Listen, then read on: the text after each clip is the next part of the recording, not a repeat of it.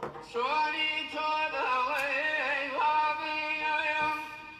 كذبوا مبردي خاني هاتم دمها وابوالي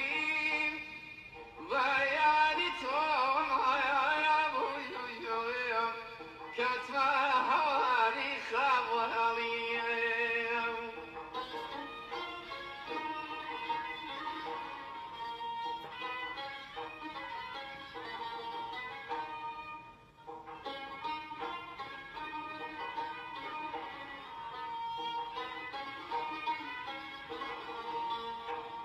دنيا هاي فاني باش كان والسرايا رنهي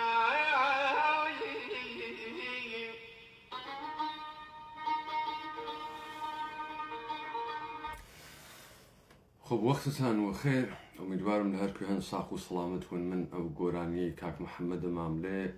هونەرمەندی خوا لێ خۆشبوو بە ناوبانگ و دەنگ خۆش هەڵبژارد لەبەرەوەی تەحلیلەکەی ئەمڕۆ بکەم. ئێستا لەم تیکە کاک محەممەد ماملێ خەریکە گۆرانیەک ئەخوێنێ بە سۆزێکی خۆش لە دەنگیا بە وەرگرتنە لە دەستگاگە لە موسیقی. ئێمە مانان گشتی تحتە تەئسیر قەرار ئەنیت، خۆیشی تحتە تەئسیری قەراری گرکە. بەڵام بۆ ئێوە جالبە کە کاک محەممەد ماملێ شعرەکان غەڵەت ئەخوێنێ و شعرەکان بێمەعناز. مەسەڵەن لەگرا ئێژێ دنیای فانی باش کاروان سەرا ڕەنگ نیمەی وە دڵشاد نیمەی وە دڵتەنگ. ئەمە غەڵەتە، کولەن غەڵەتە وحج معنایەکی نییە. لە ئەسڵا ئەمەسە کە دنیای بێوەفا کاروان سەرا ڕەنگ بێوەفاییەکە ئەخواتە کوێ کە ڕەنگە کاروان سەرای هەز. کاروان سەرا چ مەکانێکە؟ نیمەی وە دڵشاد نیمەی وە دڵتەنگ. کاروان سەرا زاهرەن لە بین دوو ئاوەدانیە دوای تەی مەسیرێ کە تۆ برسیتە لە ترس بووگی، لە سەرما بووگی، لە چڵکنی بووگی، ئەڕۆی ورود ئەکەیتە ناوە کاروانسەرایە کە خۆراکی واتیە، ئاڵەفی واتیە، ئاوی بۆ خواردن واتیە، ئەتوانی خۆت بشۆری. تۆیە مەندوویە هیلاک وەختی بە کاروانسەرا ئەگەی شادی. بەڵام عیدەیە کە لە کاروانسەرا دانیشتگن ڕێگەی سەختیان وا لە پێشا. لە کاروانسەرا عیدەیەک ئینسانیان چاو پێکەوتگە، تەعاملاتیان دروست کردگە، ئینسانگە لە جۆرا و جۆریان دیگە، خویان گرتگە بە تۆزێ ڕاحەتی کە لێی ئەڕۆنە دەرەوە غەمگینن. بێوەفاییەکە وا لە مەکانە کاروانسەرا کەوا لە بینە دوو ئاوەدانیە، بەرزەخێکە لە بینە دوو ئستەیبڵەتیە.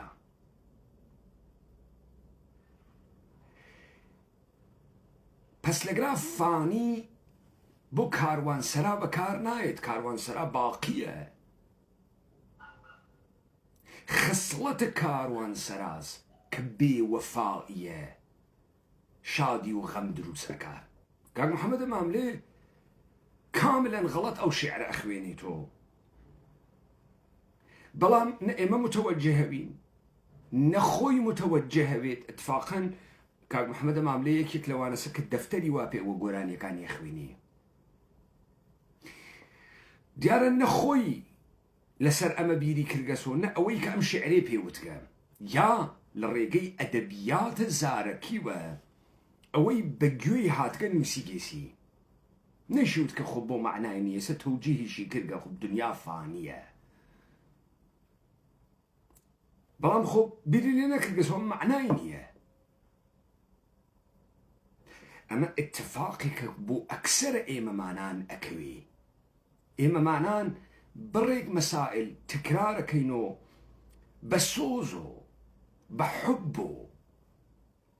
بە قرچەیەک و بە ئاگرێک و حیچ معنایەکی نییە و نایزانین یانی چی. بەردەوامە بین دووبارە غەڵەت ئەخوێنێتەوە.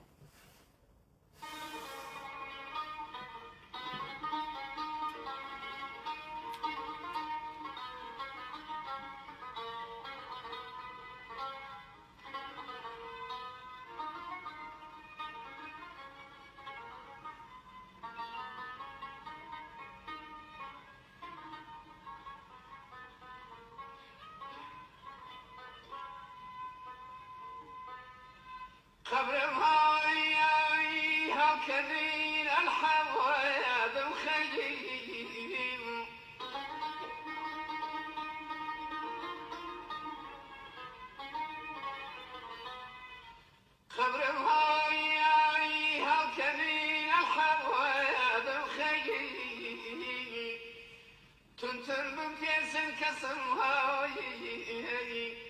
أري بزور في لي وزري خب دیتان کاک محمد ماملێ فەرمووی قبرم هەڵکەنن الحدم خەیلێ تونتون بمپێچن بە زۆڵفە لەیلێ هیچ معنایەکی نییە ئەسڵەن بەو مناسبەتە ناخوا ئەوڵەن قەور کە بکەنن الحد خەیلێ ناوی یەک بەردە بەردە ئەڵها ئەیخەنە سەریا خەیلێ یعنی فرە فراوان زۆر خەیلێ تونتون بمپێچن وە زەڵفە لەیلێ لە ئەسڵا ئەمەسە شینم بکەرین شیوەنم خەیلێ یعنی بەر لەوەی بیوەن بۆ قەبر تەشیع جنازەی ئەکەن ئەیوەن بۆ سەر قەبران شینم بکەرین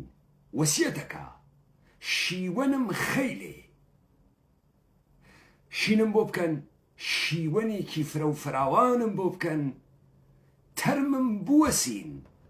وە زەڵفە لەیلێ جنازەکەم بوەسن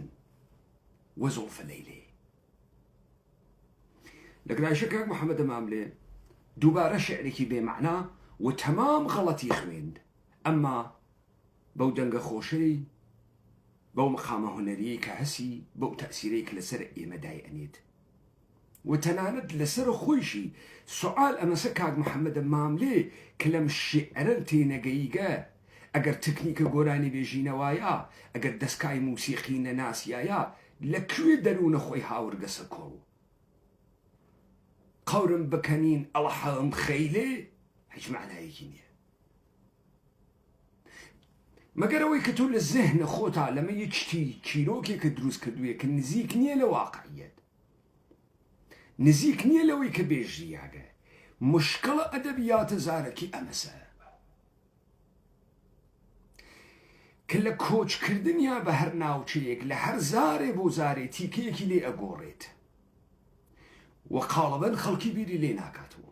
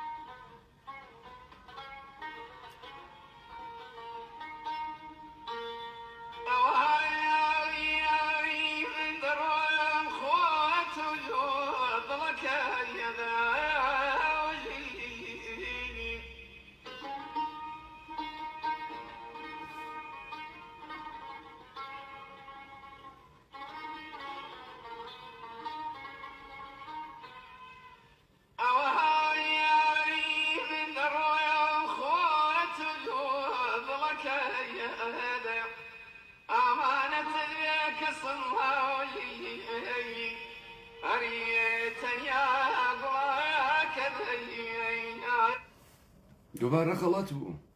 وە بێمەعنا بوو ئەژێ ئەوا من دەڕۆم خۆت و دڵەکەت ئەمانەتت بێ تاقە گوڵەکەت هیچ معنایەکی تۆ ئەڕۆی بۆ ئەو ئەمێنێت و خۆی و دڵەکەی تاقە گوڵەکەی ئەمانەتی چییە ئیدادێ لە ئەسڵا ئەمەسە ئەوا من دەڕۆم خۆم و دڵەکەم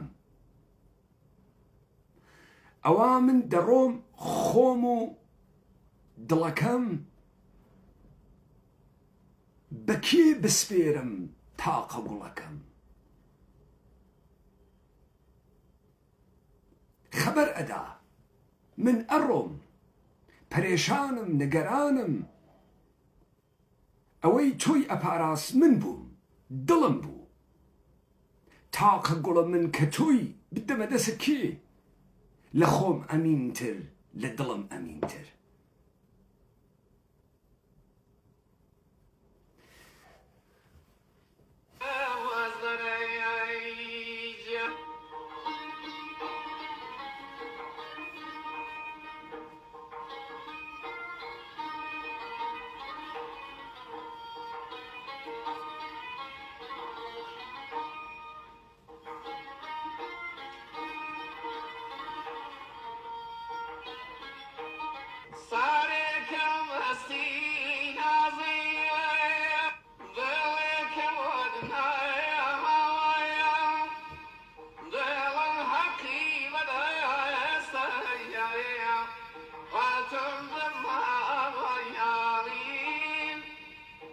كتواي سريني راويا كتوا هواري خوامي ئەمەش گۆرانیە هەوارە خاڵیە کاک محەممەدە ماملێ بوو کە من گەرەکم و سرنجە ئێوە ڕافکێشم. نازانم چەند ساڵە لەم گۆرانیە تێپەڕیگە، ئەما مطمئنم لە ناو ماڵ و خەڵوەت و ناو ماشین و لە قاوەخانە ئێوە بارها ئەم گۆرانیتانە بیستەکە، لە تەلەڤیزیۆن و لە ڕادیۆ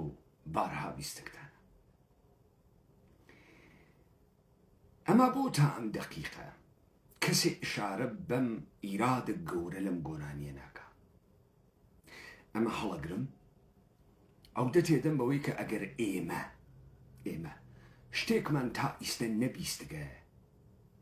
و بەلامان و سەیرە کە لە ناوە 40-50 ملیۆن کوردا تا ئیسە کەسی باسی نەکردگە، دا لەبەر ئەمە نییە کە حتمما لە ناوە ئەم کوردە کەسانێ بوون کە بەخەمە ئەوە بوون، یا حتمما ئینسانگەلێ وردبینێک بوون. کاکە تۆ شغڵت گۆرانی وتنە، ئیشێ ئەم شعر ئەم تەرانە تۆ لە چوارچێوەی لە ڕاستایە بڕۆیتە ڕێوە لی تێبگەی، تۆ بزانی بیخوێنی، بزانی لەکوێ تەئکید بکەی بە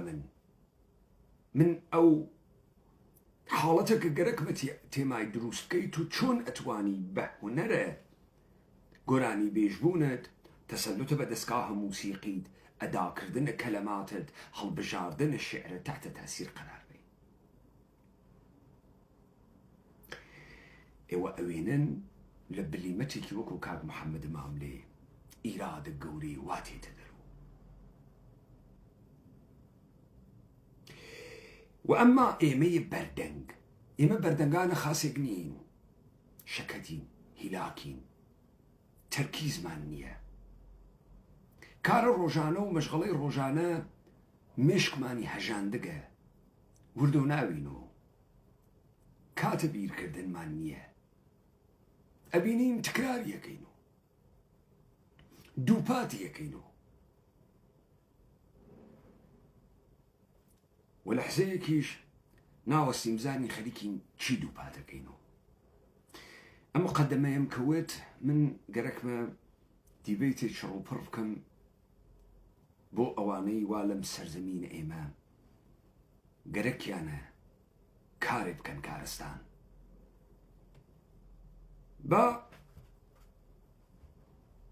بە من نێژن کە ویدۆی کورت بگرە، با هەرکام لە ئێوە مەسئولیەتتان بوێت، قسێ بکەوێتە زارێ بکەوێتە شارێ، با من مەبسوود و بە باشی ئەوەی گەرەکمە باسی بکەم و ئێوە مەئمور ون ئەوەی کە فێر ئەون بڕۆن باسیکەن تا ئەو ڕووداوەی کە مەبەستمانە وردە ڕوو بدا. ئێستا من سوارە بەم گۆرانیە کاک محەممەدە ماملێ گزارشێکی کۆتاه ئەدەم و لێودا شروع ئەەکەم بە شیکردنەوەی کە ئێمە بۆ واین لەگرا.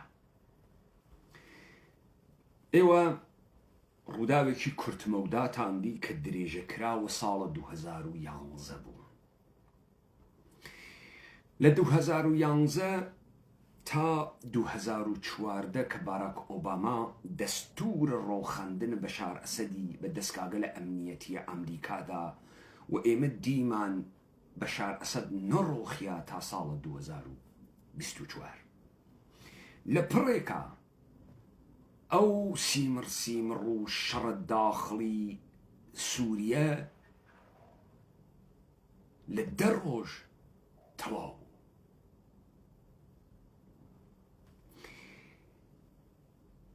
کێ بوو بە ڕووخێنەرە بەشار ئەسەد؟ گروپێ بەناوە هەیئەتە تەحریرە شام. کێ ڕئیسە ئەم هەیئەتەسە؟ ئاغای ئەحمەد شەرع محەممەد جەولانی.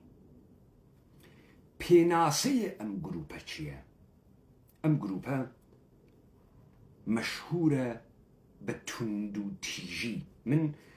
امتناعكم لبكارهنان الراديكاليزما بخاطري ام چمكا اونده بكاري بغلط بكار برياغا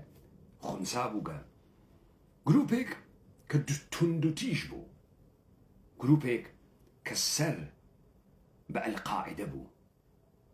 جروبيك كلا كروكا إسلام سلفية جهادي هاتدرو تمام بروباغانداي دنياي امرو لو بشاني كبيان جنولاتان مسلمان توقندن بو لإسلام السلفي جهادي بپیشوانا بلوي دمشق بگیرید لسينن آغای محمد جولاني وتي اما هاين بشوين دانان دولة مؤسسات انستيتو نهاد اما نين بشوين حاكمية فرقي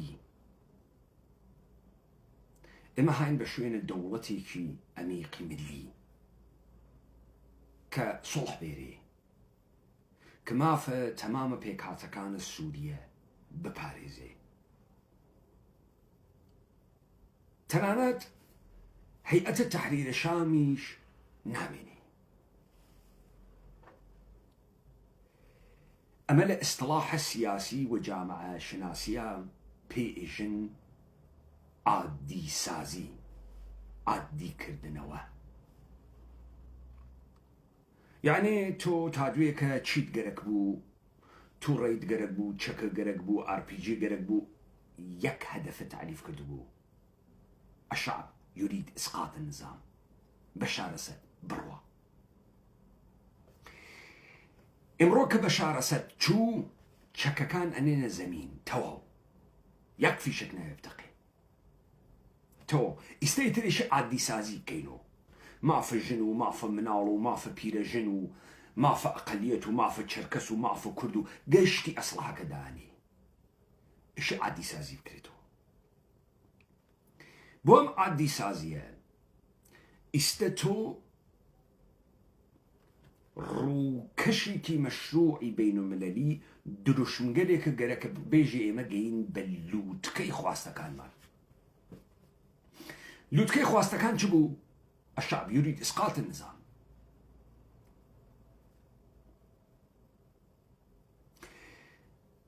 إستا تبريك تال بيجم خلق سوريا شبلا لي بدن بارك الله تواو بشار أسد روخيا تواو جيشتين تواو حكومة مد نظرتان بديهات بيخن الرجيم آرامي منگركه پلامار کس ندین تهدید بو إسرائيل نين تهدید بو تركيا نين تهدید بو عراق نين تهدید بو حجكي نين بس انقلابي قري بس حلچون بس واين اللوتكي ما فقش كسي ما في جن ما في مناو ما في بيرجن ما في كرد ما في قوم ما في حرشي كسه تو ام عادي سازية اما يك تشكشي هز او تشكشه ارتشه تو تادوي كجي بوي هموسكشوال بوي اسلام السلفي بوي جهادي بوي تن بوي تيج بوي لبروي اما بشيبيني شيبيا اما هاتين كاما هاتين تمام بوي كو يكيتو أصلحاك كو يكيتو تمام بو كيشا حل بو نظام ساقط بو بشار أسد شو وإما استيتر عادي سازي مانجركا normalization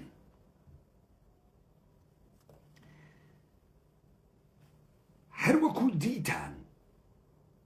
أما كارێک نییە بە تەنها گروپێ کردبێتی ئەمە کارێکی داڕژیاگە فۆرموڵەکەی واسە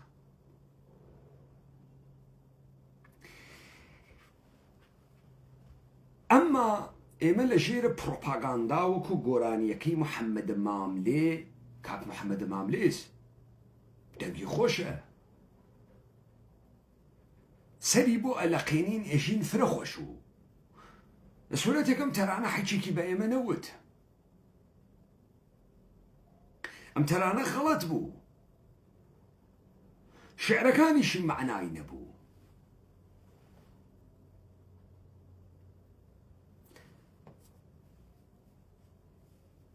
بەڵام ئێمە سەرمان بۆ ئەلەقاند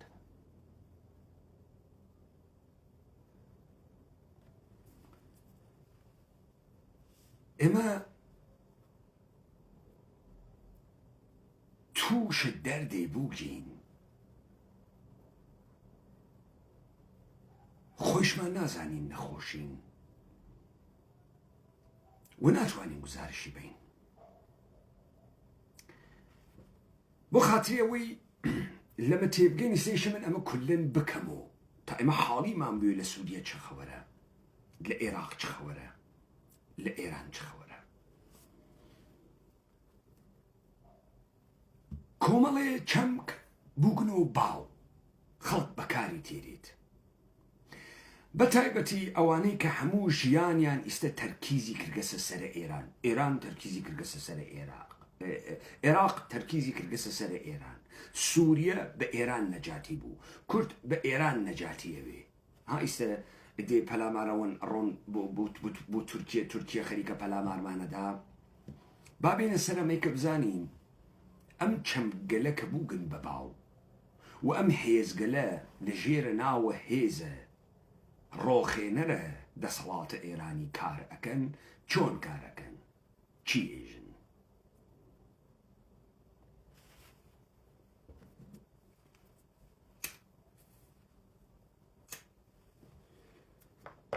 هەروەکو پێشتر وتم لەو داستانە عادی سازیە هەرچی شتە تەواو بوو ئیستێتە نە مارکسیست مانگەرەکە نە ئینقلابی مانگەرەکە نە فەمینیست مانگەرەکە نە سەلەفی جەهادی مانگەرەکە ئەوەی ئیمڕۆ لە سووریە ئیدعا بکات جەهادیە میلە ئەسلحە بکێشێتەوە محەممەد جەولانی لێی ئەدات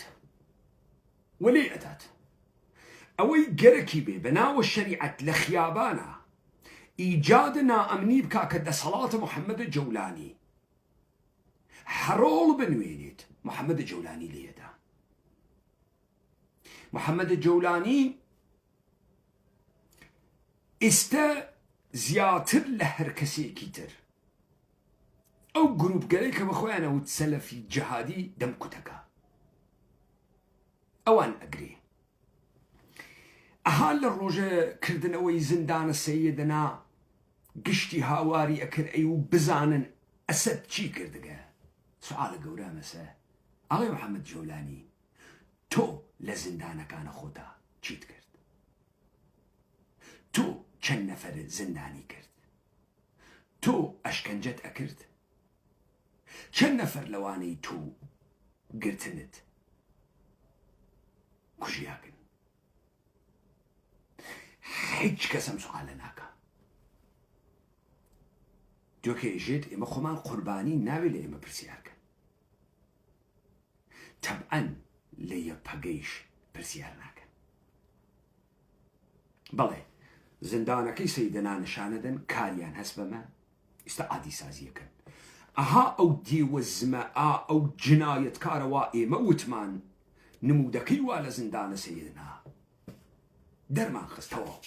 ئەمانە بۆ ئەەکەی لەبەر ئەوەی عادی سازیە ئیستەت معنای سیاسی بوێت معنای ڕەوانی بوێت دەرونی بوێت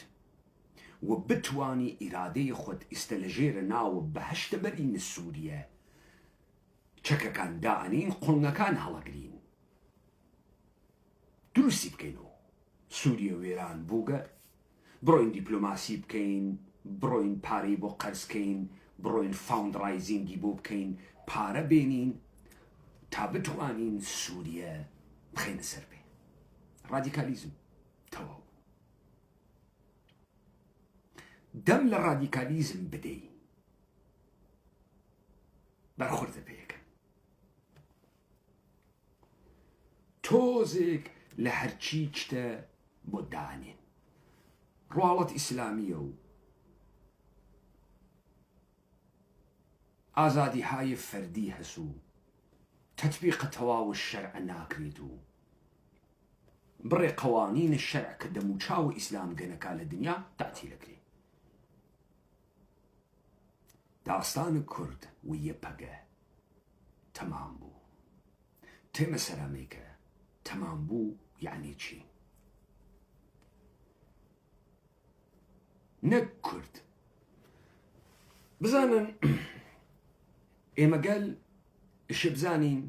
دنیا لە ژێرە هۆنینەوە و گێڕانەوە کارەکە. یاوەتە متحدەیە ئەمریکا ئەمڕۆ ئیدعا ئەکات کە دروسە گەورەترین ئابووری دنیاست، دروسە گەورەترین هێزی سەربازی دنیای هەست، دروسە پێشکەوتوترین تەکنۆلۆژی دنیای هەست، بەڵام لە خۆی و ناتوانێت پەلامارە هیچ کەسێک بە. یاوەتە متحدەیە ئەمریکای ژێ من معنەویاتێکم وا پێ لە ژێرە ناوە ئازادی، لیبرالیزم، مافە مرۆڤ، دموکراسی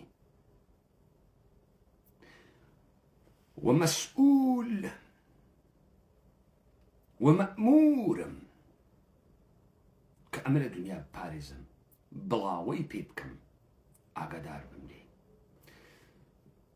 نە یاڵەتە متحدەیە ئەمریکا خوا هەنارگێسی نە ئێمە دەنگمان پێداگە ناگەهان یاڵەتە متحدەیە ئەمریکا بە زۆر خۆی ئەم قسە ناکا و مێشە قبوڵیکەین.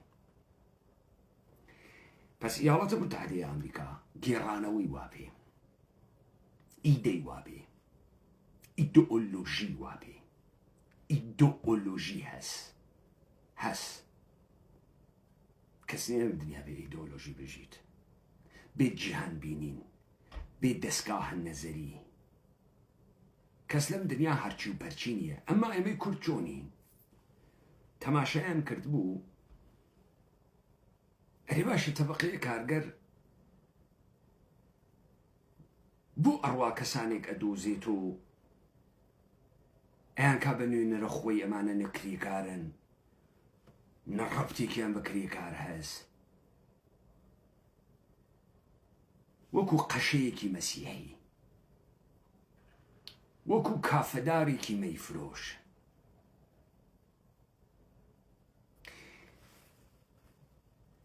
بۆ خاتری ئەوەی کە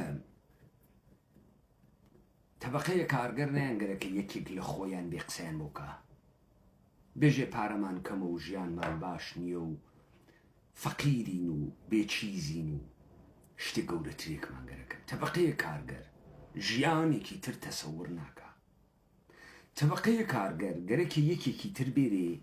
لە خۆی نەوێت کە ئەو یەکە دەست بێرێت و سەریانە بێژێت جان ژیانی جۆرێکی تر بە ئێوە قەرزارە، وعدەی ژیانێکی تریان پێ بە. ئێمەی کورد پێمان خۆش نییە کوردی قسەمان بۆ بکە، لە خۆمانە سەخیفە سووکە سەلیمە هیچم نازانین. وەلێ ئەگەر خۆت بکەی بە فارس کە هیچ ڕەبتێکە بە کوردە قەومی تنێکی نییە، بعد بێژی کوردەکان بەشەرن، خوا دروستیانی کردن.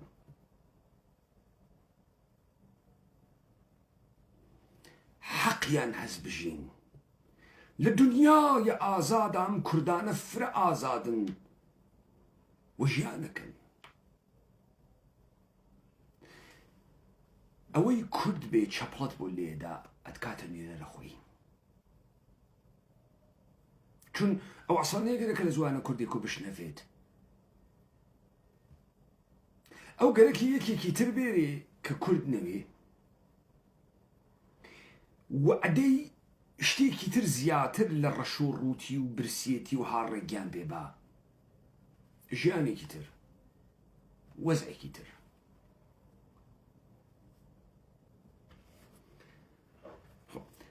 ئەمە چۆن دروزەوێت؟ چێ لە ئێمە قۆمیاگە؟ من سەرەتا کە دەستم کرد بە ئاخێزە کوردەوارە سەربەخۆ بۆ کەسانەی کە نزیکم بوون و واجبم کردە سەر شانیان کتێبێ بخوێنەوە بە ناوە هونەرە شەڕکردن، کابرایەک 900 ساڵ بەر لە میلادە مەسیح، واتە 2900 ساڵە پێش لە چین ئەم کتێبەی نووسیکە. سنتزۆ قسەی خۆشێکەکە لەژێ هەر کەسێ کەسە حرفێکی بەسە. ژێ وەختێ لە بەرامبەر دوژمنێکە قرار ئەگری هێزێکی تۆقێنەری هەز، پێکهاتەیەکی نەناسیریاگی هەز، نازانی لە ئەحتماڵت دەرگیربوون لەگەڵ یا چیت بەسەرتێ، باشترین استراتیژیە مەسە لەگەڵ یا تووشە شەڕە سەربازی نەبی. گەورەترین سەردار ئەوەسە وا وڵاتی بێڕشتە نەخوێنێ گەگرێ. گەورەترین سەردار وە ژنڕاڵ ئەوەسەوە شارێک بێڕۆخاندن ئەگرێ، لەشکرێک بێکوشتن ئەگرێ، بێ ئەوەی بیان کوژێ، بێ ئەوەی خوێن بڕژێنێ. و ئیشارەکە بەمەی کە ئیرادەیان بشکێنن، نفاقیان تێبخن، حیلەیان تێبخن، ئەساس شەڕ خەڵەتاندنە. ئێستا من ئەمانە وردۆ ئەەکەم و تا بزانین ئەمە چۆنە. ئۆکێ ئەمانە قسەگەلێکن ئایش نەفین و لێ تێپەڕین، با بزانین ئەمانە چۆنن، چۆن ئەمانە بەکارتێن. تۆ وەختێ ئەتوانی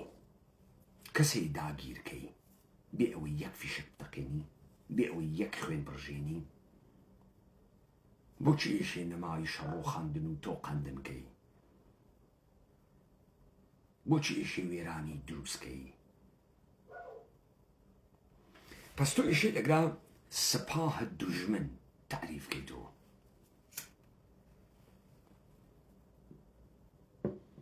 ئمڕۆ ئەوانەی نەیارە جمهوریە ئیسلامین لە چمکە ڕەڤولوشن کەڵک وەرناگرن، ڕەدیکالترینیان بە ناوی سەڵتەنەت تەڵەبەکان، جمهوری خاهەکان، ئەیتەیستەکان، چەپەکان، مجاهدینە خەلق و ئەمسالەهم لە چمکێک کەڵ وەرەگرن پێی ئێژن بەرئەندازی. بەرئەندازی تەبیعەتەن ئێمەمانان نازانین بەرئەندازی یانی چی. پێمان وایە بەرئەندازی و شۆڕش و ئینقلاب و هەڵتۆقین و یاخیگە گشتی یەکێکە. گشتی یەکێک نییە. مشکڵەکە ئەمەسە ئێمە نایزانین کە ئەمانە گشتیان یەکێک نیەن، هەر کامیان پێناسی تایبەت بە خۆیان هەز، هەر کامیان ڕەوەندە مێژوویە خۆیانیان هەز. بزانە ئێستا کۆمەڵێک وشە بووگەس و باو ئەمانە ئەکرێن بە سۆرانی و لە هەرێمە کوردستانی شابەکارتێن. گۆڕانکاری خواز، یعنی تەحەوڵگەرە.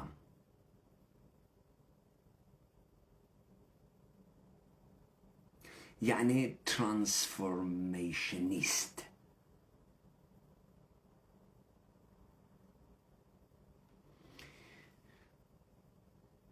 ئشتێ بوو بەناوە سڵاحەت لە ئێراناوە ڕیفۆرمیستە. ڕیفۆرمیست لە بەرامبەر ڕەڤلوشن هاتیت. ڕەڤلوشنەوە ڕیفۆرم معنای نییە. ڕیفۆرم ئیتر ناڕواتە ناوە ترانسفۆرمیشن. سوالە گەورەمە سەبەر لەوەی من بێژم بەرئەندازی چییە؟ بێ قسە کێ بەرئەندازیەکە؟ کێ بەرئەندازیەکە؟ ملەتە ئێران جمهوریە ئیسلامی بەرئەندازیەکە یا جمهوریە ئیسلامیە ئێران ملەتە ئێران بەرئەندازیەکە؟ کامیان؟ چون ئێمە نازانین بەرئەندازی چییە، وەکو گۆرانیەکەی محەممەدە ماملێ ئێمە نە شنەوەندەیە خاسێکین، نە دەخڵ و تەسەڕوفێکمان هەز، نە عاشقین، نە گەرەکمانە خاس بنوێنین لە چێهرەیە مەعشوقا. بۆمان مهم نییە کە ئاغای محەممەدە ماملێژی چی؟ دنیای فانی باش کاروان سەراڕەنگ. ناپرسی یانی چی فانی باش، یانی چی کاروان سەراڕەنگ؟ ئێمە ناپرسین بەرئەندازی یعنی چی گشتمان پێمان وایە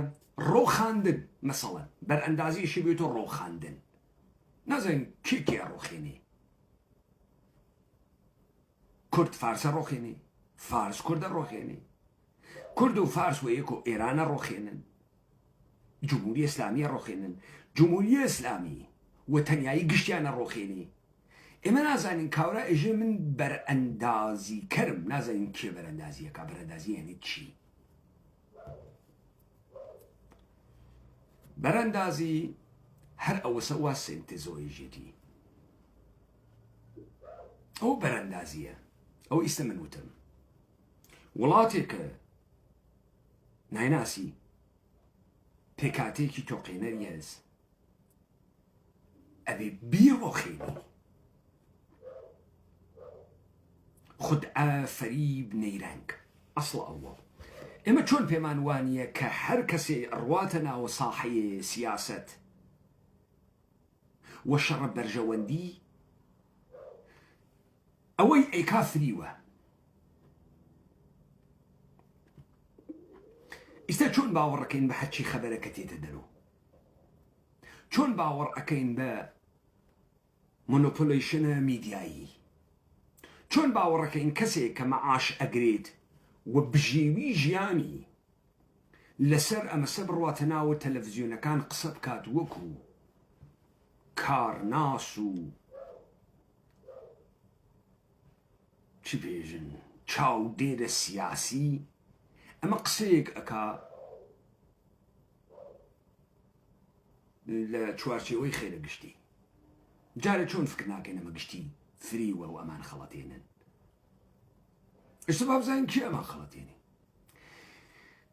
بەرئەندازی بە ئینگلیسی ئەوێتەوە سابڤەرژن ناوێتۆ ڕەڤۆلوشن سابڤەرژن چییە کات ئەو کارانە ئەکا کە بنێژنی یەک ئێژێ کۆمەلگا ئیرادەی تیا بکوژە با بیرکەینە بزانین ئیرادە لە کۆمەلگا چۆنە کوژێ یەک کۆمەلگا نەمێنی ئۆکێ چۆن کۆمەلگا نامێنی بڕۆین بزانین کامە چیرۆک سوارە بەر ئەم کۆمەلگاسە گشتی باوەڕی پێکەن و گشتیانی هێشکەس و دەوری یەکتنی ئەوە لە کارخین چۆنی لە کارخین بە تەیارە لێبین بە پەحباد و درۆن لێ بدەین منە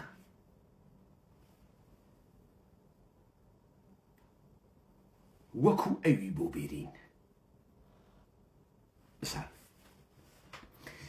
ئەها ئەم خەڵکە خوای یەهود ناپەرسێ ئەها ئەم خەڵکە خوای ئیسلام ناپەرسێ ئەزان چیە پەرسێ شتێ ئەپەرسێ کارما ئەپەرسێ کەون ئەپەرسێ تەبیعەت ئەپەرسێ ئەم خەڵکە ئیتر قادری و نەقشبەندی نییە ئەی چییە شەمە نیستە عرفانە هەندیە سوورەکانی هەست عرفانە بودایی هەست مدیتیشنەکە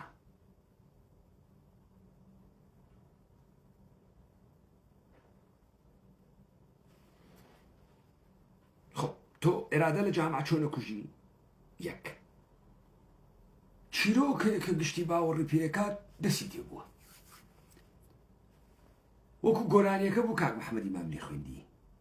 ئەم گۆرانیە زوانە گۆرانیە زوانە گۆرانی هەورامی نییە زوانە هیبریدیە تەفەلسوف و تەفەکورکردنە کوردە کورد زوان نییە کورد پێکهاتەیە زوانگە لە مختلفێکە کورد تەمەدونە بەڵام تۆ جافی تۆ کرمانجی تۆ تاتی تۆ مازنی تۆ هەرچی هەی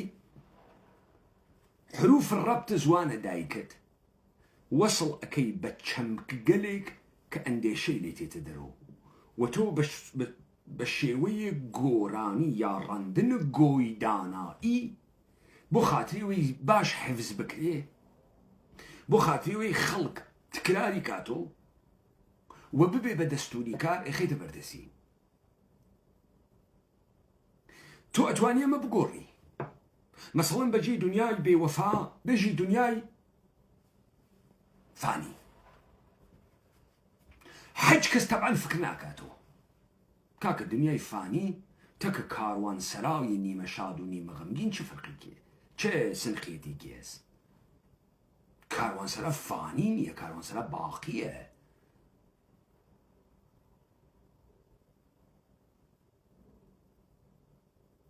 ئەوەی تێت و ئەڕواتی ئەفانی ئەتوانێ فانی بێت.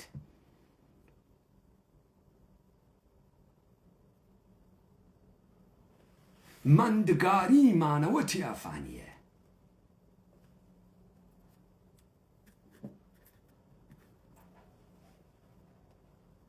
پس تۆ ئالەگرا بزان من ڕۆژە ئەوەڵ وتم کارە دەستگاهە ئەمنیەتی ئەمە نییە کە تۆ بگرێت دەم کوتە بکە. کارە دەستگاهە ئەمنیەتی فیلمی سینەمایی جیمز بۆند نییە بڕوات شەق باوەقنە دنیا. کاری ئەمەسە ئەجڵەژێنی دەستکاری دەکا، لە خۆ تۆ دەستکاری دەکا. بزانە من وەختی خۆی کوشتی مەکرد، زۆرانبازی مەکرد. فرێک لە فەنەکانە زۆرانبازیە ئێمە زۆرە خۆمان بە تەنیا نەبوو، بۆیە کەسێک کە تەکنیکی وایە زۆرانبازە باشێ بوو. مەسەڵەن تۆ لە زۆرانە گارد ئەگری، گارد کە ئەگری نایاڵی حەریف دەسی بگاوە بڕێجێکەت، بتوانێ دەوری کەمەرە بگرێ، بتوانێ تەعادڵت بشێوێنیت.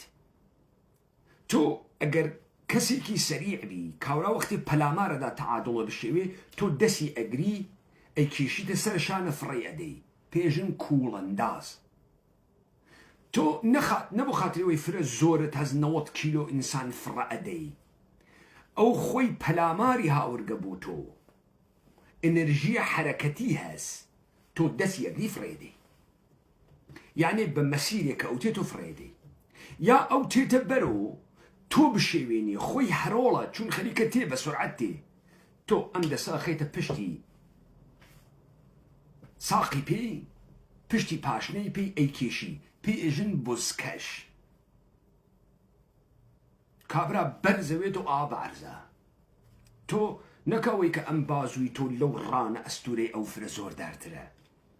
ئەو خۆی هاتکە پەلامارە تۆ بە حرەکەتەکە، تۆ لە مەسیرە حرەکەتەکە منحرفیەکەی. ئەمە ئەو دکتۆرینەسەوە ئێوە مەشەیە بتانزانیایە نایزانن. دێ ئەمە چۆن نموت پەیا ئەکا لە ئێمە؟ خەڵک جۆرێکی تر بیرەکاتۆ، بۆیە مهمە کە تۆ پێناسەی دوژمن بکەی. دوژمن کێس بەشار ئەسەدە، عەلیە خامنەییە. ئەمە نوکتەی مهمێکە. دوژمن کێس؟ عەلیە خامنەیی بۆ دوژمنە ئەمریکاس. عەلیە خامنەیی نظامێکی تر لە سیستەمە ئیدارە تێرێ نە. عەلیە خامنەیی نظامێکی تری ئابووری تێرێ نە. نظامێکی تری بازرگانی تێرێ نە.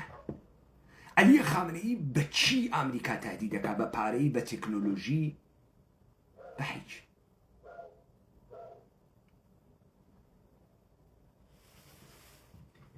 ئەی کێ بەرەندازیەکە؟ ئیسا گرینپی. کەواتە تۆ ئێرادە لە خەڵکا بکوژە. چۆن لە ئێرادە لە خەڵکا کوژی؟ تەفرەقەی تێخی. تەفرەقەی تێخی چه ئیتفاقێکە کەفێ؟ ئەم کۆمەڵگا یەک دەست نییە، ئەبێ بە 1000 دەست.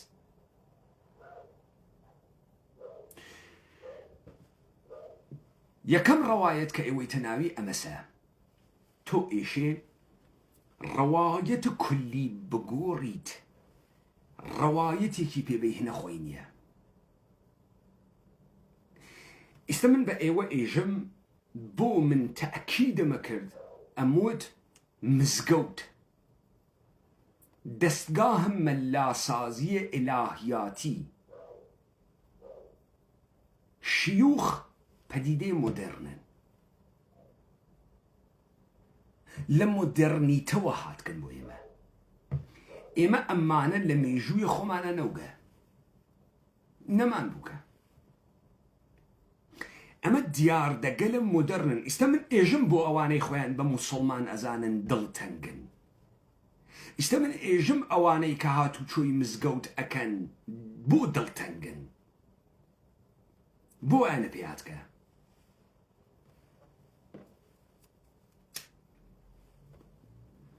وەختێ من ئێژم ئەمانە مدرنن و بۆ مدرنیتە ممکن ئەون یعنی ئەمانە هاوردە کریاگنە کۆمەڵگای ئێمە ئەمانە بەشێک لە ژیانە کۆمەڵایەتی ئێمە نەوگن کە عاملە حفز ئێمە پاراستنە ئێمە کۆکردنەوەی ئێمە وە شوناسدانە بە ئێمە بن نەوگن ئەوەی شوناسی بە ئێمە داگەن نەریتەکانە خۆمانوگە جیهانبینینی خۆمانوگە خاسی و خراوی و قیم و بەهاکانە خۆمانوگە ئێمە حتا 50 ساڵیش لە بیرمانە ئەوەی ئێمەی ئەورد بەڕێوە بەهاکانە خۆمان بوو نە بەهاکانە شەرعە شەرع پەدیدەی جەدید بوو لە ناو ئێمە بەڵام بۆ خاتری ئەوەی بخەڵەتین وتیان ئەوەی پارێزەرە ئەخلاق بوو لە کۆمەلگای ئێمە دین بوو دینەکەیش ئیسلام بوو ئەمە ئینحراف ئەوڵ ئەمە ئینحراف ئەوڵ پس ئێمە واتێ ئەفکرین کە ئیسلام بەرهەمە ناوخۆییە ئێمەس ئیسلام بەرهەمە ناوخۆیی ئێمە نییە ئیسلام پارێزەرە مۆراڵە ئێمە ئەخلاقە ئێمە نەوگە ئیسلام سەرچاوەیە ئەخلاقە ئێمە نەوگە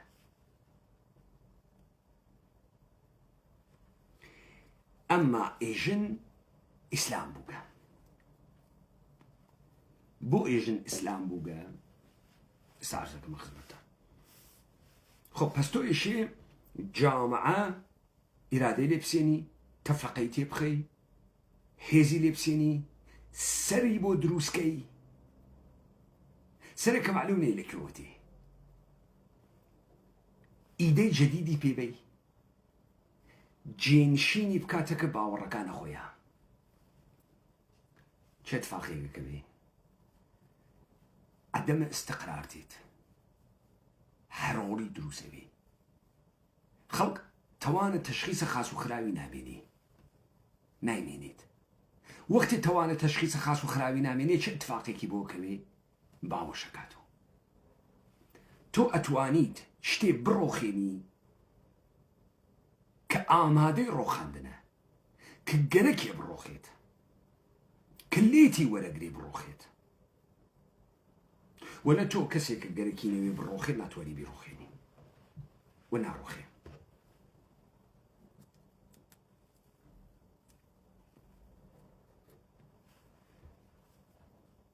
سوال ئێمە ئینقلاب ناکەین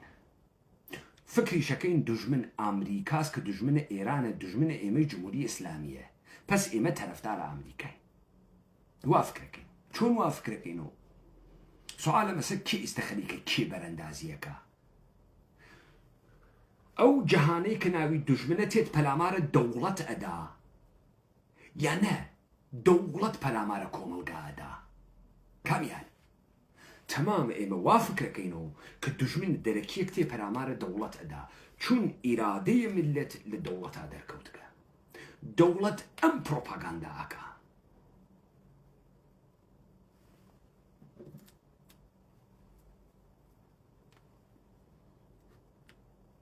بابزانین جمهوری ئیسلامی ئێران چەمکە بەرەندازی کە تێرێت مردمە ئێران جمهوری ئیسلامی بەرەندازەکە یا جمهوری ئیسلامی دەوڵەتە ئێران مردمە ئێران بەرەندازەکە خۆ تۆ بۆ خاتری ئەوەی توانە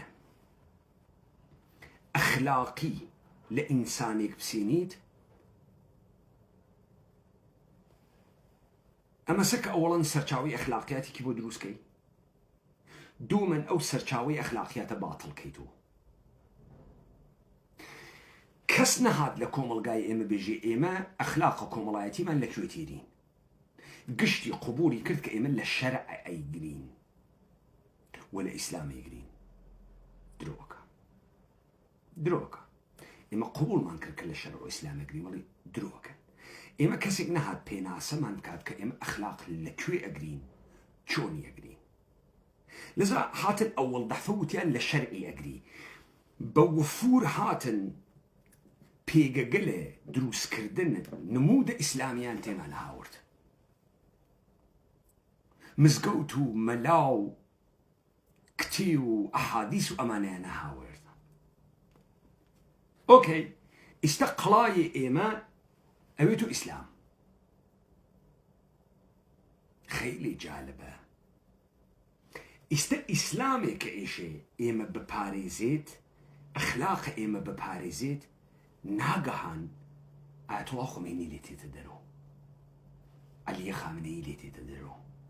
رفسنجاني اللي تتدرو آخون اللواتكاري اللي تتدرو آخون الجندبازي اللي تتدرو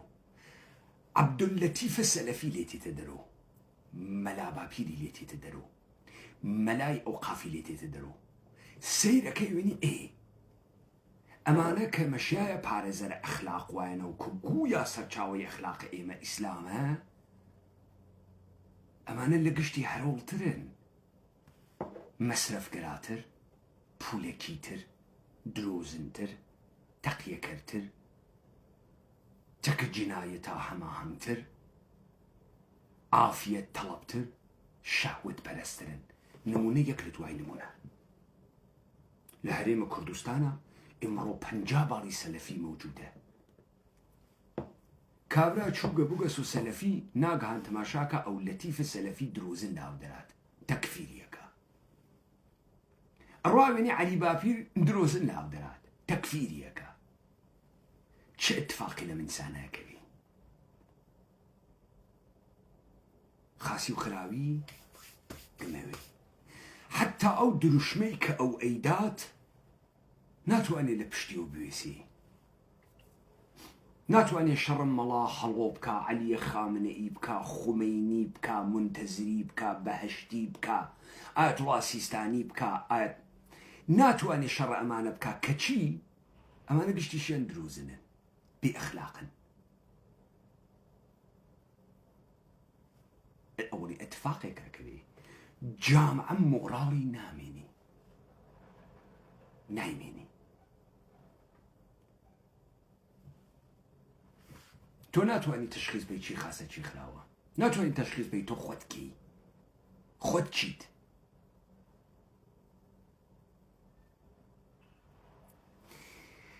علي خامنئي خويتيت اجي ادم من سرطان شر وسلي كان سرطان فيلم من على كان آخونا كان دورو بر خامنئي تيت درو روتن من جبوال بيانا وانا امريكا خوشي اكن وانا ناو نازو نعمتها ولي او هرشي وكيقر كسر دسو اجارو سريب كي تسرى بارسك اوكي فرز بر اما بقرين علي خامنئي انسان مسلمانيك انسان قدرة منديك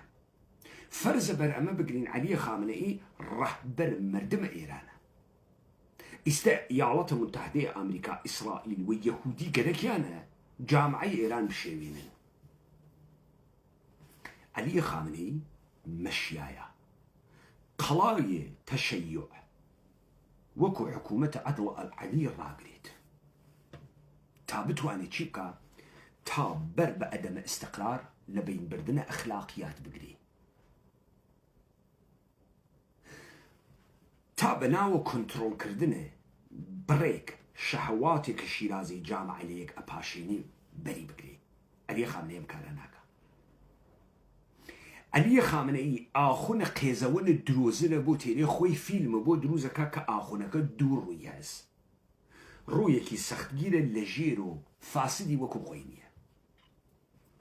شعرك يشكبود داجي واو ازان كنجل وبر محراو ومن بر میکنند چون به خلوت میروند آن کار دیگر میکنند امانه واو عزکن لسر منبرا كأرون خلوت كاريكي تركن أو كاراني تركن علي خامنئي ودولة إيران يمتبو درخا علي خامنئي خويتيت بوليسة قشت إرشاد بو دروزكا خوي أداو من السلة كنيشكي خوي بعتيت دو روجنامة نقارة بو أو تبليغات بو أكا تاتو بيت درو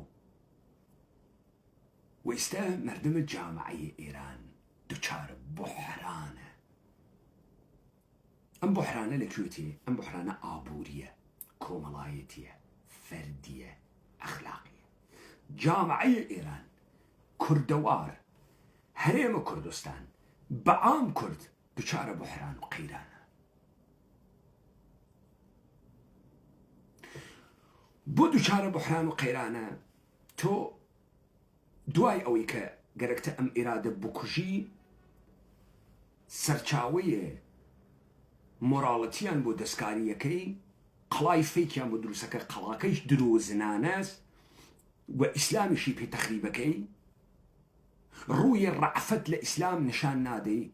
روي قشو قشكردن لإسلام نشان نادي روي دواكوتوي بوغني قيزوني دوغماتيزم لإسلام نشان نادي والدروزني لي در أخي لولا وبخلكي إجي تارك الدنياون لملا وخد قرق لشهواتي وخد أما أديت درو خلق بيويني تشيكي جامعة بإخلاقك استأذاني أو اللطيفة السلفي لبريكا أويتو كوريك شون أويتو كوريك بو حاكمية سابورتيكا بو بنكيكي بيأدن بو نايقرن بو بولي بيأدن بو تريبوني بيأدن بو مهمية كن تا بريك مردم ماندو بشوين الشناسة أقريو بي شناس كرياغا بروا كاوليانكا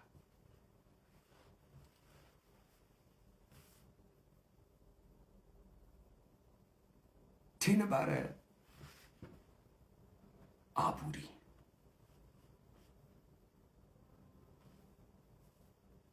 تو استا إتر بشيك أخلاقيني بتو بيجيد بيسا تو أكويت النمايشتان حزب الوسكي بناو حزب التبقية كارجر حزب التبقية كارجر خوي تبديل أويد با مشخورة بناو كارجران هرچی آشوب کرده که دروسی کان نختی وکات و یکات پول یکات دیفانی خوی توی کارگر دست خالی منی حتی تو زیاتر بمرید ام زیاتر بشانو بالا تو آخودا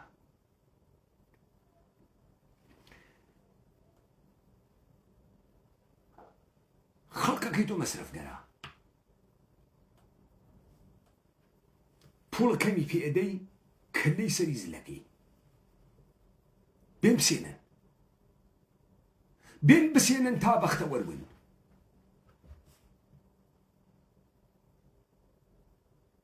برنج محمود بيل لسلامة شكم ايواكاتو سك ايواكاتو برنج محمود بولتان بو قرينتو چون بول ما مو قرينتو من چون بول خرج كردن بول بو قريتو پول نابريتو تو بپسنداز کردن پول حفظكي نبخرج كردني لبريكاجن خلق حالي خراوة نكتي كيتر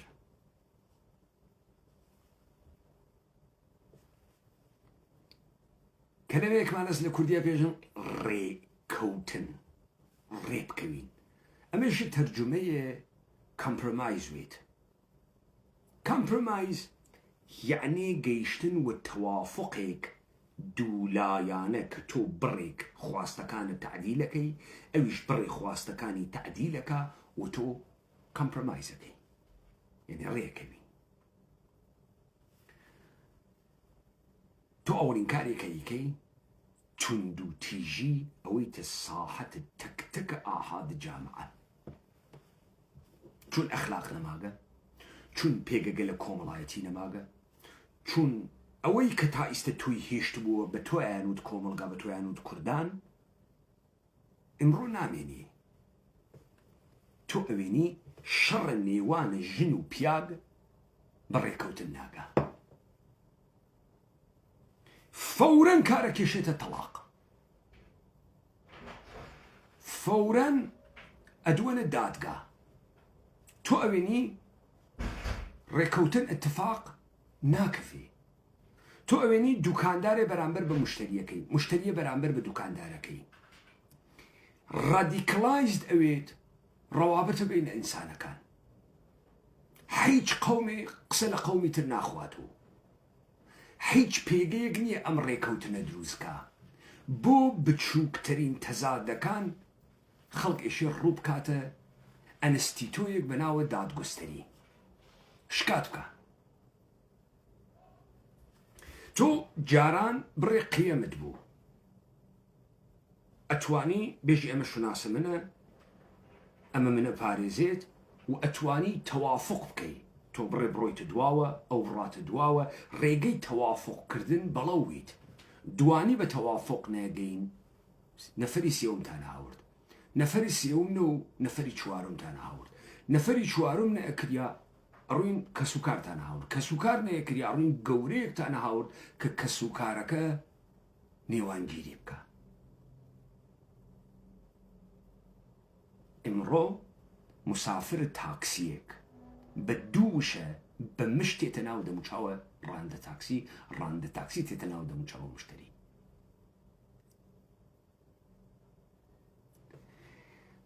وەختێ لە ناو جامعە گشتی شەڕەکاتەکە گشتی ئەمە نەهادگەلن کە حەل اختلافەکە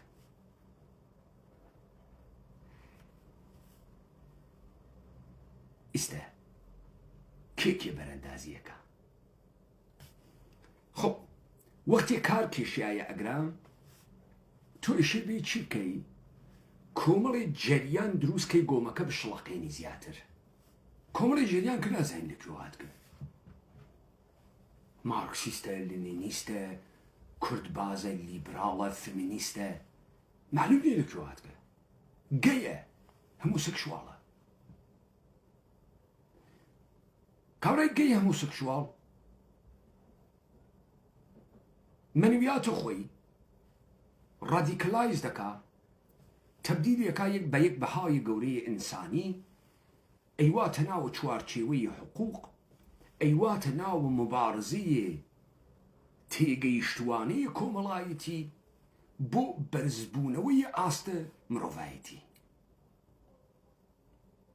ئەمە چونکە زوانەگریت و چونکە جنسیەتە گریت و لە پڕێکا تۆ ئەوەی بۆ نامێنێت تۆ جاماز ئیستا تۆ توانە تەشخیصە خاس و خراوت نییە ئیستا تۆ هیچ سەرچاوەیەکی معنەویت نی دەسی پێوە بگریت ئیستا تۆ گشتی بەرعەلەیە گشتی شەڕەکە ئیستا دوو نەفەرەوەیە کوڕێ ناکەون تاکسیە بسێنن قەیران دەست پێەکە ئێستا کۆمەلگای ئێمە تووشە قەیرانە گشتمان بە شوێنە منجی ئەگەڕێین ئیمامە مەهدی ماشیە ڕەهبەرە گەورە وابێن نەجاتمان بە لە پڕێکا سەر و کەلێ عدەیە پێیاون ئاغای محەممەد جەولانی تۆ ئاغای محەممەد جەولانی کە تیت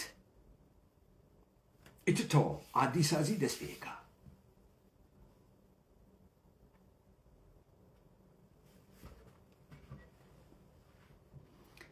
ئیستا ئێمەی کورد هیچ کامان نازانین کورد چییە چی گەرەکە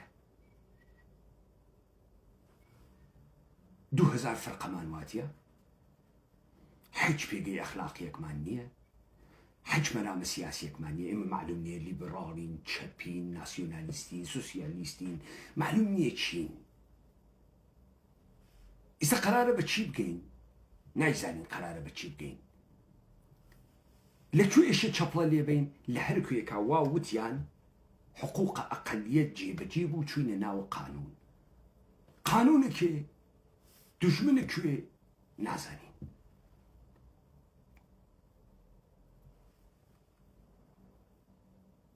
أوي أمرد لإيران الدم لبرندازي سابفيرجن أدات دولة إيرانية وجامعية إيران برندازيكا وكردي دولة الجمهورية الإسلامية إجي من نوينر أخلاقم من نمايندي خوام من باريزر شرعم من أماكن مهز من دسكاه أمر بمعروف والنهي عن منكر مهز من ناو أتوبوس جيجي أكمو جنانة وبياغانة من مدرسة جيجي أكمو كرانة وكنشكانة لكي لعمر الشش صالانة تو كركي شش صالة حكي حالي نية كنشك الشش صالة حكي حالي نية مردم فكرك أوكي نوينر أخلاقه هموي كوملقا تمام كوملقا دولته من على كان يهنينة مدرسة من على أوج قليان الجنسية لحفظ صالجي للدانشقاه الجمهورية الإسلامية حكومة الإسلامية تيكالكري هيج قرابتي كانت يكتريانية هيج شناختي كانية هيج قوربوني كانية وكو قرق برسية كوني كانيك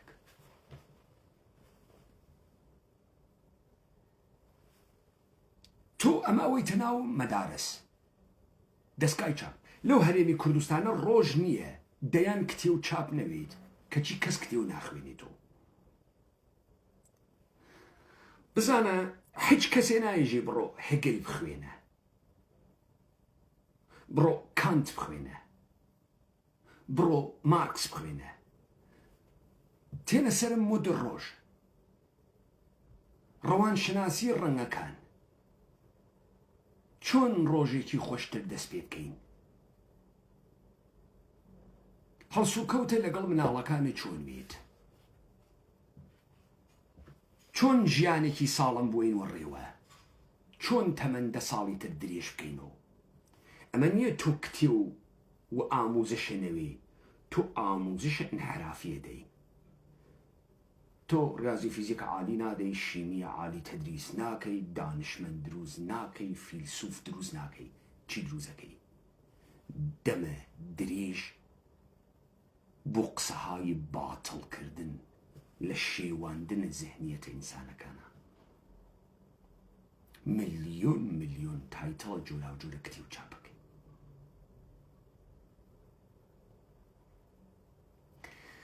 ئەمە قسەکەی سێنجۆ بوو ئێستا ئێمە بێەوەی فیشەکێکیان تەقاندوێ گشتمان تەسلیمین نایزانین خاس چێ خراو چییە نایزانین چی مانگەرەکە ئەسە نازانین خۆمان کەین ماتەڵیشین دەسێ لە غەیب بۆ بێ ڕزگارمان کە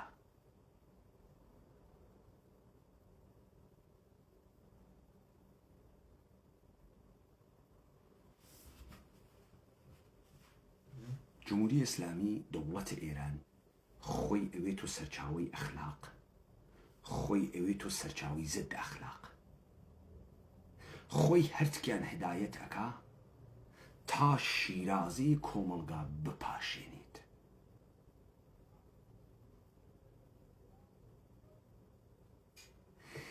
شیرازەیە کۆمەڵگا کە ئەپاشێنێت چ ئتفاقێک دەکەوێ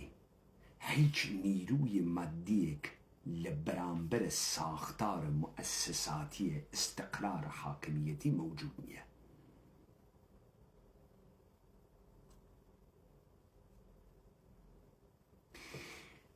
وتمام ئەم ڕادیکالیزمانە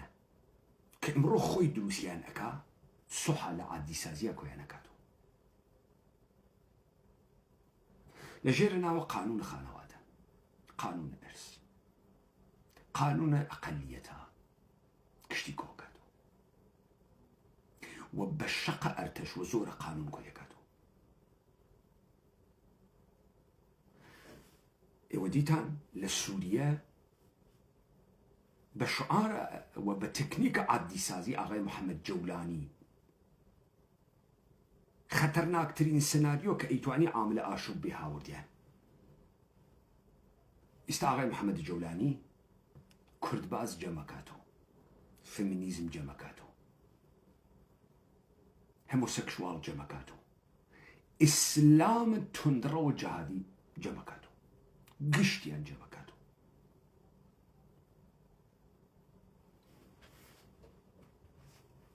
كواتا أويك التوان التحليلي لإيما السندقة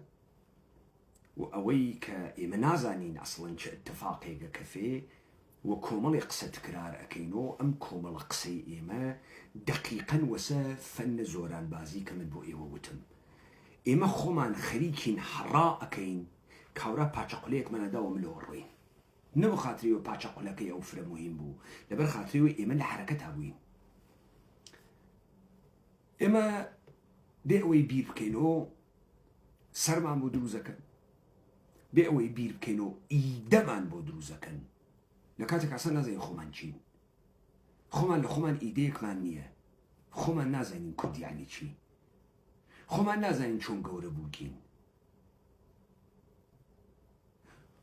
وما طلين يكيك إيديك من بو بيري وقتك بو نتيجة أجين خومان أحمقين حراء أكين إيدي جديد بقدين أو حدث مان أجري وحر كولنداز مانكا حدث مان أجري وحر كولنداز مانكا يعني هداية مانكا برو هالدير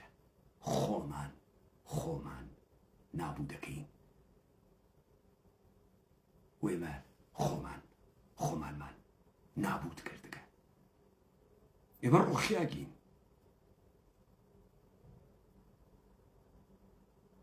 تمامش بوجين من أم قسان ما كرد بو خاطري أوي نفري دو نفر سي نفر دا نفر بمينيتو وكو أتيق جير خاكي بمينيتو كل الدوران استيصال مطلقة جيجيك بوي مراجعي بيبكيتو بقريتو بوي بس أواني كل إيران بخوين إيجن بر أنداز لاتينكي نايجن يعني سابفرجن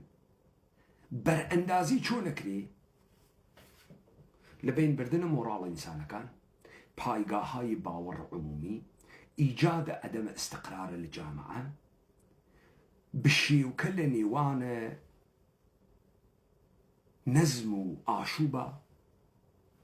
حاوردن آراي كومالي السر كمعلومني لكيوتين قوستنو برز كردنو درخستنيان دسكاري كردنا للسيستم تعليم وتربية الجامعة امرويت الكولتورتو منالتو قورناكا آموش پرورشيكا مدرسة ايكا ميديا ايكا تلفزيون ايكا با وش كردنو تحتناوكو پیشروبون بو هر ايده يكي جديد بناو ايده تازي دنياي غرب اما الرقاء ونبو تخد داخل بيجي حكيكم نقلك انا بقرك باش نفهم الرقاء وبو بيجي بكابرا بابيتو بيجي دسو خوجو والله مخو ما خاص لك مع ناس دسو خوجو مو درد تو خو درد من نخو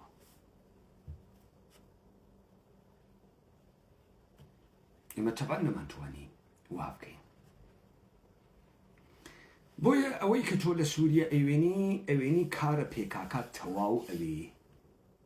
وبعد للشيوية يكبند قانونية كحقوق أقلية أداة خريو أكنو إيجن إما قارماني تيمان كرد توابو قصي زيايب كان دم دريجي زيايب كان دم يا نهارن توابو إستا دورانا عادي سازية يك جهادي سلفي روداري بكات آغاي محمد جولاني دم يهاريت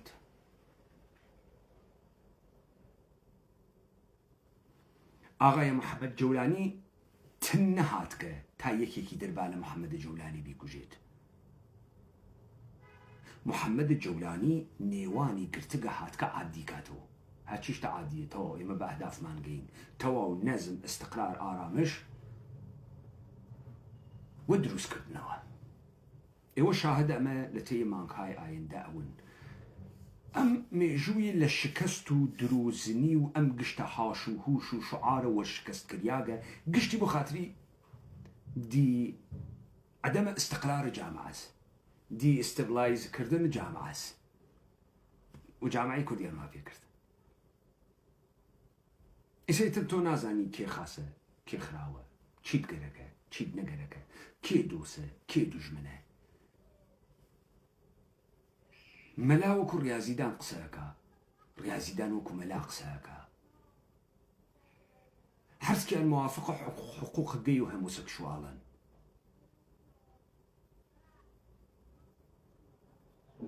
تۆ یەکێک ناوێنی لەسەر باوەڕێکە هەسی دیسیپلینی بێ تۆ پێکاکات هەست ئەنارکۆ ئانارشیستە مزورە ئامریکاس ضد ئیمپریالیستە مزورە ئامریکاس تۆ پێکاکایەکت هەست ضد مۆدەرنیتەی کاپیتالیستیە ضد دەوڵەت ملەتە لە وەختە نەمانە دەوڵەت ملەتە بەشار ئەسەدا ئیستا ئێلامەکە ئێمە سوورین با دەوڵەت ملت دانێنەوە کاکە تۆ نەدەوت ضد دەوڵەت ملەتی بێ ئەتیکت بێ بەرچەسب